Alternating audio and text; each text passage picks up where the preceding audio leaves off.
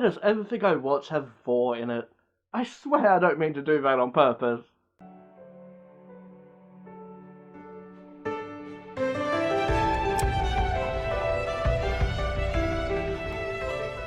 Hey guys, Blazie here, and welcome to my review of Tom and Jerry the live action movie. There will be spoilers, so there's your warning. Let's get into it. So, where do I begin? Well, why not with whapping pigeons? That is how the film starts. Well, okay, first let's start with my background in Tom and Jerry. I watched the original cartoons as a kid, and that's about it. I don't even think I've seen any of the movies that came out over the last few years. I don't remember any of the characters as well, besides there being a dog in a lot of cartoons. That's about it. That's my knowledge of Tom and Jerry. So, this is my first Tom and Jerry film, I believe. And yes, it starts off with whapping pigeons and a poop joke kind of thing. Good start. Good start. It doesn't start with what we saw in the trailer. In fact, that scene isn't in, the movie at all. Which, kind of explains why to me it just looked unfinished. I think it was just there for the trailer, perhaps. It does start off with nice music, I will admit. If the music at the start is nice. Even the singing, I don't mind. But the pigeons then doing all the whapping movements and all that, the animation doesn't really work here to me. It's a bit much when the song is kind of nice. It ain't trying to be all in your face, but the whapping pigeons are. And so, when it's just showing the city and just showing Tom and Jerry and certain scenes, it works. It's just not the pigeons. But here, I also did take notice of the animation, and honestly, throughout the movie, the animation does look nice. I rather do like it. I was worried from the first trailer, but it's honestly pretty good. They did a good job blending in the cartoon style, even with some classic scenes I will get into. It does blend well with the real world, so credit where credit is due.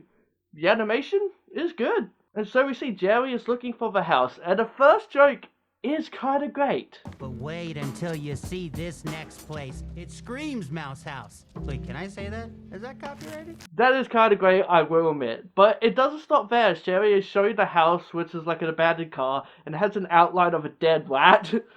Yikes. So Jerry quickly leaves, and the rat says, "Hey, don't Batman me." I love that expression. When someone suddenly leaves, they're doing a Batman.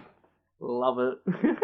This is honestly a great start to a movie, and it doesn't stop there though. Next we see a sign in the background for the Joker, but the Joker is played by Droopy. I need to see that movie. So here they also show that every animal in the world is a cartoon, and I was curious to see if they would stick with that throughout the movie. And they do.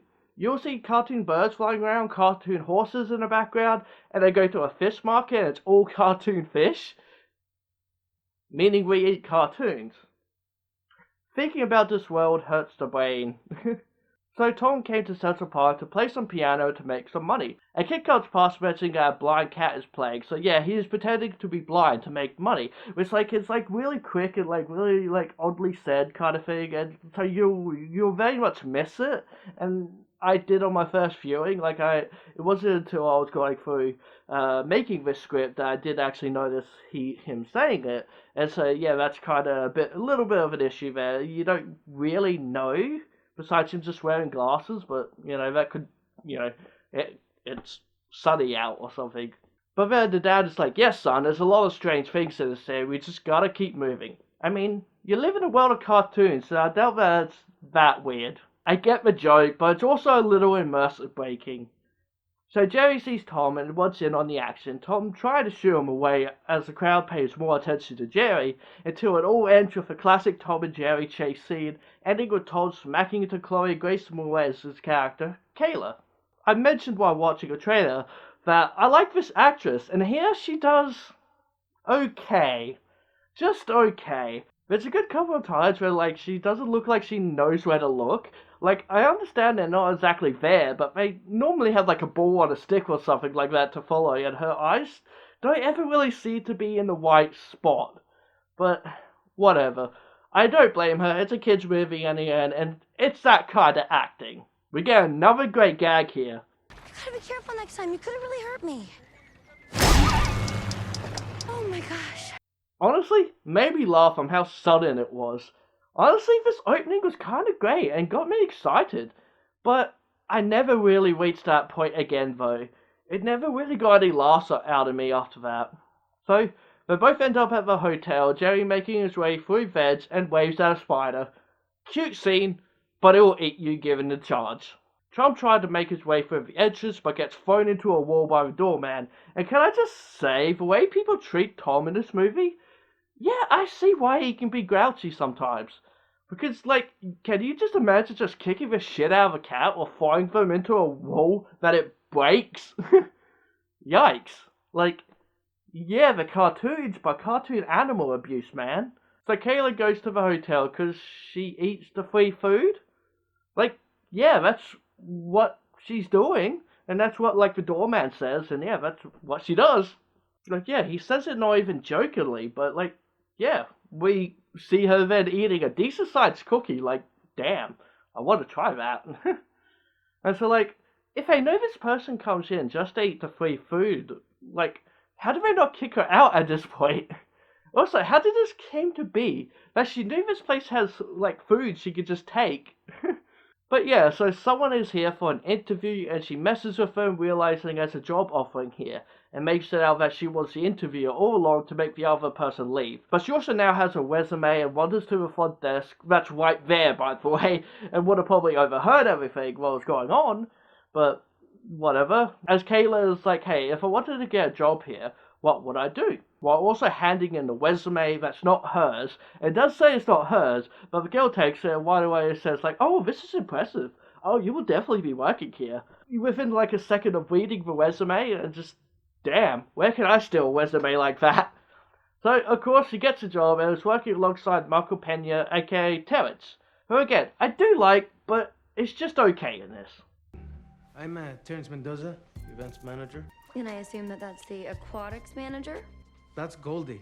She has no official position at the hotel. That's a fish. He is the antagonist in this movie. He hates her just because she kind of just comes in and knows how to interact with people and not acting like a worker, you know, acting human.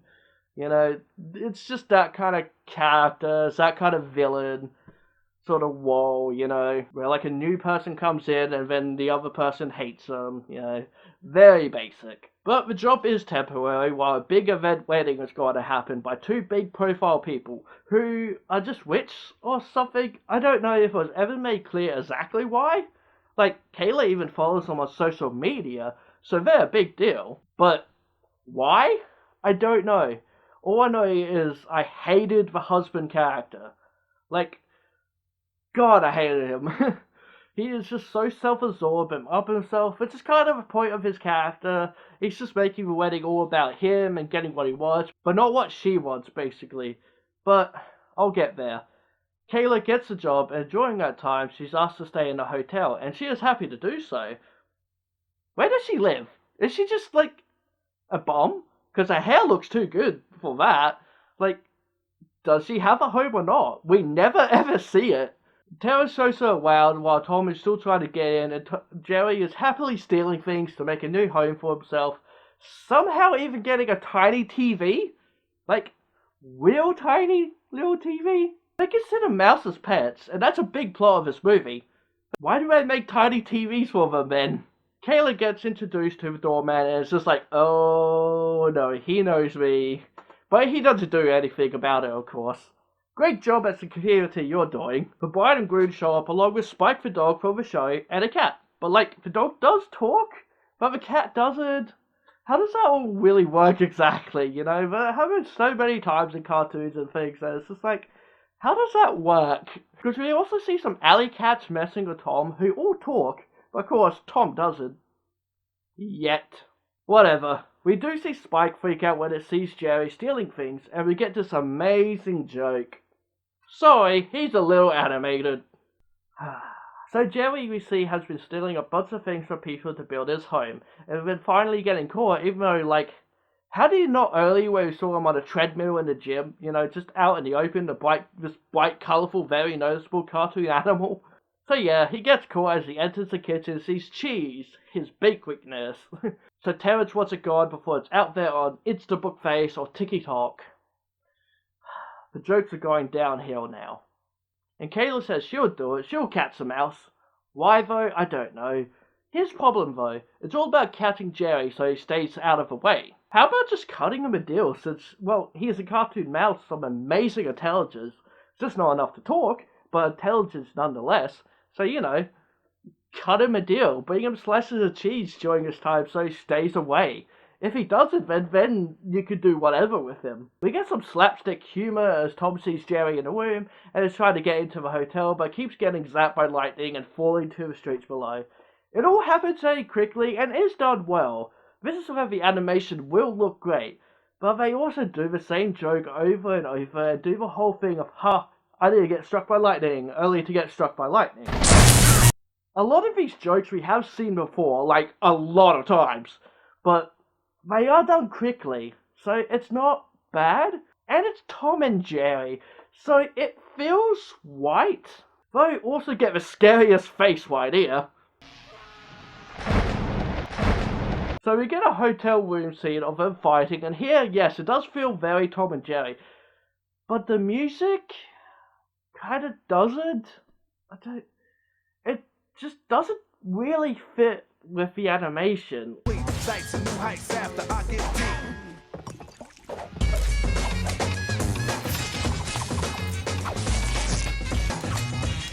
sweat the technique. I don't like the music. At the same time, I do. Like, I feel like I would listen to this, but it just doesn't work here. And a lot of this music in this, a lot of the music in this movie, it's just like a ton of rap. It's really weird, but then also most of the voices for the characters, including Tom later, are done by rappers? What an odd choice. I guess it's for the kids of today, but at the same time, let's be real, it's the kids of the 90s. So Kayla goes into the room Tom and Jerry are in and sees it's all smashed up, but we have no idea what the consequences for that is, as they never mention it again. But she doesn't see Jerry anywhere but sees Tom, realizes it was a cat who smacked into her earlier, and wonders what's going on. So she then comes up with a masterful plan. Cat eat mouse. So she introduces Tom to the boss and says that they could use him to get the mouse, but he needs to wear a hat at least. So yeah, now he wears a hat as an official employee. We get a classic moment with Spike the dog where Tom actually, thanks to Jerry, smacks him with a baseball bat, gets a lump in the head scene, and like I said, we have seen these jokes before, but it's Tom and Jerry. It wouldn't be Tom and Jerry without it, so I don't honestly mind. Honestly, it made me smile most of the time when I saw these kind of classic scenes. Movie goes on, and Terrence has to walk Spike, and we get a poop joke. And like later near the end, he farts and is like, really? You're sinking that low? There's just no need for it. There wasn't. It's just... it's too much. It was too much. So the bride-to-be has lost her wing, which Jerry is using as a chandelier, but overhears about the ring and such. But before anything can happen, he is lured by Cheese and into a trap and does get caught by Tom. Put into a box and sent far away. Very classic. So all is well now. Tom plays on the piano and starts to sing. Yeah, starts to sing. Tom starts singing in extreme auto-tune. Well, don't you know, baby? Listen to me, baby. Girl, I've been loving you so. Which, I guess because he's cartoon, he can? It's weird, like, either way, like, that's not the voice I expected out of him, for one. But yeah, the auto-tune I feel like is there for a reason. Like, as Jerry returns and drops a bowling ball on Tom's fingers, making him scream in auto-tune. Turn it down. Please turn your left down. It's really just out of nowhere, and just weird. So the two fight, but Kayla sees and comes over and wonders how he is there. Jerry shows the ring to you like, alright, let's bargain. I give you this and you let me stay. So yeah, he wants to bargain, and like, you're only working here temporarily. Like, that's very clear. So just work something, just work there temporarily while Jerry is here. Again, just work out a deal as well that you'll bring him all he needs or something while this big event is going on. But now the dog comes back and sees Tom. Tom goes after Jerry. Dog goes after Tom. And we get a classic tornado of cartoon characters fighting. Couple of good visual gags here. Like, I like Jerry jumping into it like a pool. Pena gets forced in and we get to see it from like the inside, which I thought was kind of cool visually, kind of cartoony thing. I liked it. Ending with them destroying half the place, ending up top and destroying a big glass roof that Terrence absolutely loved. So yeah, he ain't happy. The boss ends up saying Terrence needs to take a break, pretty much like firing him, believing Kayla when she says she got rid of the mouse, though she isn't doing a good job enforcing that's what she did. So she finally does cut some kind of deal at least, as she organises a day for both Tom and Jerry to go out together while the big event happens. Okay, that's not a bad idea at least, but also to try and get them to get along while Jerry is usually always messing with Tom and he keeps getting hurt or something slapstick happens to him. Again, I understand why he's so grouchy sometimes, but they also still do a good job of keeping the world being true to itself that all animals are cartoons. They go to a museum, the animals on display are stuffed cartoons or something. Like we see a saber-tooth, so I guess they have like fake cartoon animal pelts or something they could use to like make him, I guess. It confuses me, but I like it, you know? The bones are cartoon bones, and they go to a fish market as I mentioned before, and yeah, everything there is a cartoon.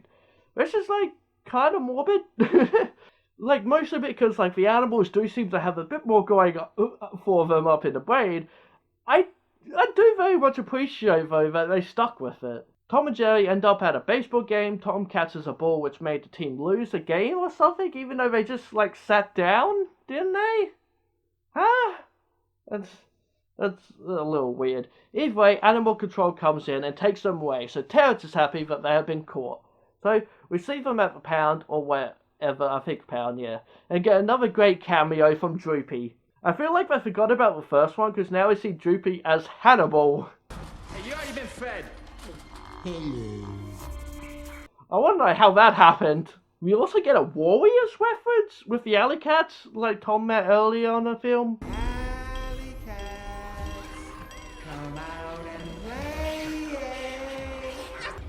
Warriors, come out to play. What an odd reference. Terrence does a cop-style interrogation of both Tom and Jerry and fools them into thinking they hate each other as usual, though they were finally getting along. It takes Tom back to the hotel where the big event is now happening, but he secretly got Jerry out and talks to him like, oh, why is he here? Oh no, you're gonna let him go after all those things he said about you? Basically, yeah, being that kind of evil dick, basically. The wedding ended up being a big disaster with all the animals getting loose, even a tiger that was there. Like, as I said, the dude is a douchebag, thinking only of himself and what he wants at the wedding, so, you know, he wants like a tiger there. And yeah, the tiger was a bad choice as it mostly ruins it. So, it's all then just stopping and listening to her, blah blah blah, you know, that kind of stuff. They stop the wedding in the end, and so Terrence wins. So, we have the sad moment of the movie. Everyone's kind of sad and broken. Kayla loses her job. We still don't see where this girl lives, mind you, as now she, like, doesn't have a hotel to stay in. But we see her hanging out at fair sorts with a bartender dude she made friends with in the movie. I guess they're kind of a love interest, but they don't ever shove that in your face or anything like that. It's very much just like a friendship kind of thing. So I appreciated that. Tom and Jerry make up and want to help, so they go to her with a plan, saying if they can make the wedding people get back together, then everything will be okay. So we get some more slapstick, which I do like, as they track down the wife to get her to come to Central Park, and meet the husband for a simple wedding instead of a big event, though it's still quite fancy in the end. So it's all nice now, and even the tiger comes back this time. He puts on like a little hat, and it's all nice and funny and cute, but why didn't you just act like that before? If that's something you can do. And Tom's playing piano, then Jerry joins in, only making Tom annoyed, and so he knocks him away, and all start fighting again, along with Spike, but is stopped by Kayla, and all is well. And that's the movie, all over 2 hours of it. Which it did not need to be that late, that's for sure, but for what it wasn't half bad. It got the slapstick you want out of Tom and Jerry. It does honestly feel like a cartoon at times. But the story with Kayla doesn't really work, as like, I like her character, but I don't know who she is. We don't see where she comes from, how she lives. She just suddenly sneaks her way into his job, and that's what we know of her character. Terrence being all greedy and moody with her is such a basic villain trait, and hits all those basic movie plot lines. But everything with Tom and Jerry in it feels like Tom and Jerry. So I can't really fault the movie too much, as we get what we want in the end. It's just some of the jokes in the later parts of the movie just ain't good. You know, we get like poop and fart jokes, you know. It started good, but got worse as it went on. It even had elephants in it that were all like, oh my god, lol. It was cringy. So it has problems pandering to kids, but giving us fans a reason to watch it as well. And it did get a giggle out of me. There were some good jokes, but some pretty bad ones too. This movie is hard to rate, honestly. Times it was a 4, others it was a 6. So maybe it should just be boring and rate it a 5. But this wasn't as bad as I thought it would be. I genuinely enjoyed it. So I want to give this movie a 6 out of 10 foxes. It wasn't that bad like I thought. And then yeah, you do have like the rapping music. But the music is kind of nice. It does kind of work. It just doesn't really work with the animation. But it's kind of nice music. Like, it's really not that bad. It also does have some good visual gags in it. And most of it would happen so quick that you can't help but giggle. So guys, I hope you enjoyed this review. If you did, give it a like and subscribe to our channel because I love you if you do. Hit that bell icon. And VitoFox says, be who you want to be. Alright guys, bye for now.